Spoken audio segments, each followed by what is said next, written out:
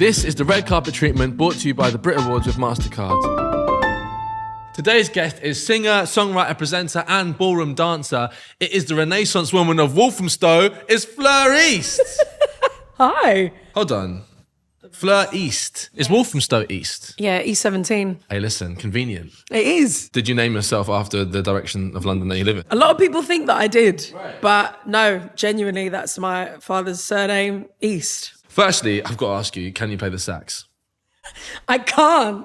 Sadly, I can't. I've tried so many times. But you're asking someone else to play it. Yeah, if you want to hear me sing. See, I never stipulated in that song that I could play the sax. I said, if you want to hear me sing, you better play that sax. Does your hubby like the sax? If we reference the metaphor, he does play that sax, and so therefore I sing for him. And I have been doing so for 13 years, so we're going strong. It's a metaphor. Yeah, for whatever you want it to be. We actually go way back. We do. We toured Australia. That was when you were performing with DJ Fresh. Yes. Did you enjoy that experience, being a hype woman? I loved it. I'd never ever sung any drum and bass songs though before I did that, to be honest. Yeah, and then I was like, okay, suddenly I'm thrown into the deep end and I've got to rap and sing and do all the things. Well, you're the Renaissance woman of Walthamstow. So let's go. Before that point, you had already made a foray into the world of music. With your group Addictive Ladies. Yes. You were 16. Yeah. And auditioned for X Factor. Yes. I'm not sure if it's a typo or anything, but is the addictive missing an E? Is that on purpose? No, that is on purpose. Yeah, because we thought it was cool. I remember we walked into our audition and we even had a song and we were like, ADDICTIV, addictive, don't you know who we be? Woo. You know what I mean? We were like, yeah. That makes sense. You did it based off of syntax. Yeah, that's exactly what we did. Oh my We're God. like, this fits the rhythm and the cadence, so we got to drop the E. ADDICTIV. That's a banger.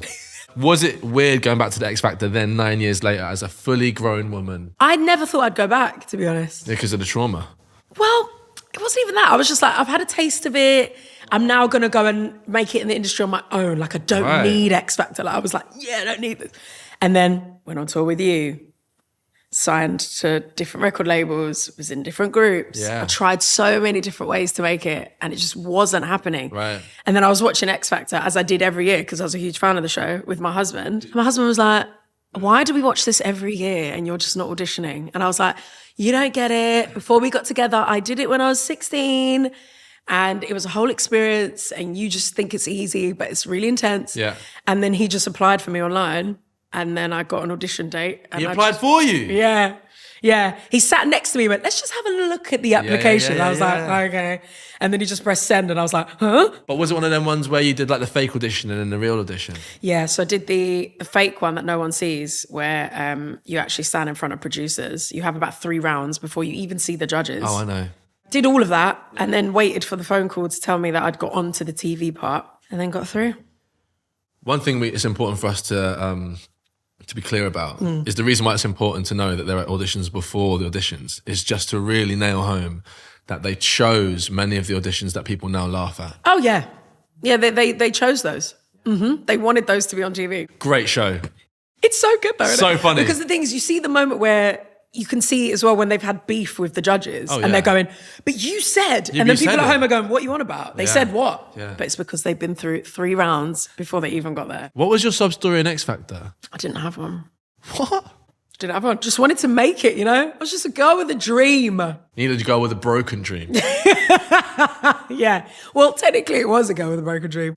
You performed with Labrinth in the final of the X Factor. Do you know what was really cool about that moment is typically on X Factor, when you sing with a superstar at the final, you introduce them. Yeah. But he did it the other way around. Yeah, come on. So he was at the piano and he was like, introducing Fleur East. And I was like, oh my God. What? It was like as if Labrinth is introducing me. Maybe one of the best musicians this country has ever created. He's a genius. Proper. And I got to sing with him. You came second, and we have to revisit Sax because it was a fantastic track. Dance moves out of this world. You did it on the X Factor twice in one series. Yeah. Once by yourself and then again with Little Mix. You know those girls. I'm the reason the girls are called Little Mix. Did you even know them then? So we were on Extra Factor during their year. We were performing, we were promoting one of the songs. And they were called Rhythmics. Yes. and I was being interviewed. They asked me who I wanted to win, and I went, look, before the interview ends, can I just say Rhythmics is a charity in Brighton, and since this competition's been on air, they've lost all their Google searches, and they had to change their name to That Little was Mix. you? Yeah. Actually, I didn't know that. Yeah, for real. Wow. Yeah. Also, I feel like I helped their career be longer because, they are little. So like, now they're forever little. They're forever little. One of them's 45. So you've never aged them. They'll forever be little. Reality television, you do have a loving relationship with. Listen, you were on X Factor. You did I'm a Celeb. Do you intend to do more reality television? Is it something you genuinely love? It's interesting because X Factor I never really saw as a reality show. I was just like, I really want to sing. I need a platform. So I didn't really see it as like a reality show. The Jungle, I was very reluctant to do. They asked me a few years and I was just like, no, that's just reality TV. Why? And then when I realized, actually, I've watched this show for years. I don't know when I'll ever get the opportunity to do anything like this. What's the worst thing you had to eat? I had to drink blended Crocs anus. Yum. That was the worst thing I had to put in my mouth. Where did you come in, I'm a Celeb? 4th. I knew that because I got the research. Just testing you. How did you feel about coming 4th? Is that annoying? So we discussed this around the campfire before we got to like the last 6 people. And we were like, what's the ideal position to come? So we all decided it was 4th because you get to come out the day before the final. Alone. You get a night in the Versace hotel. Alone. With no stress. You get your own interview. 100%. Whereas in the final, you have to do your interview with 2 others. It's very rushed. It's a lot of press. And then you leave the next day. And then you win. I've never won anything I've done. Really? That's why any reality show I've done, I've never won. I mean, you're winning at life, let's be honest. 2nd in X Factor, 4th in I'm a Celeb, and then a runner-up in Strictly. Yeah, but there was like 4 runner-ups. Seriously? They don't reveal your positions. So, so it's there's just- 4 of you in the final and then 1 wins. So I'll never know. But you're now presenting Strictly It Takes Two. Yes. I know the show inside out, back to front. I've experienced it. And also, if you're presenting it, then it's not a competition and you can't lose. Exactly. I can just relax and enjoy. Why don't you do it? Strictly was probably out of all of them, that's one I would do just because I actually do be love so dancing. sick. But I am super competitive. Like, I've almost fallen out of family members over Articulate okay, no, at alright, Christmas. Bruh, me and Jade struggled to get out of an escape room one time and I seriously reconsidered our whole relationship. Yeah. So maybe not for you then. But Zara Larson, just picking up a name, she asked me if I was a professional dancer. Didn't recognize me, but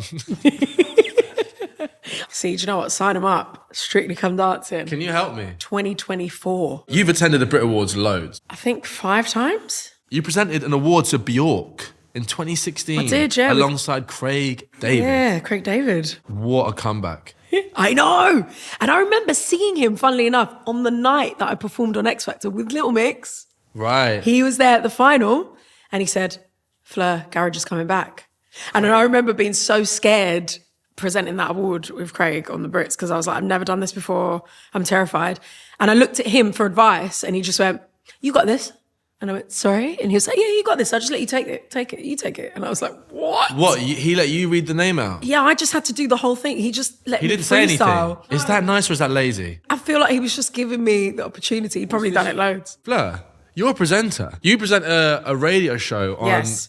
Hits Radio. Yes. How's that? The 4 o'clock alarm call in the morning is not fun. Oh shit, you did a breakfast slot. Yeah, that's not fun. But once I'm in the room with James and Matt, we laugh all morning and it's so much fun.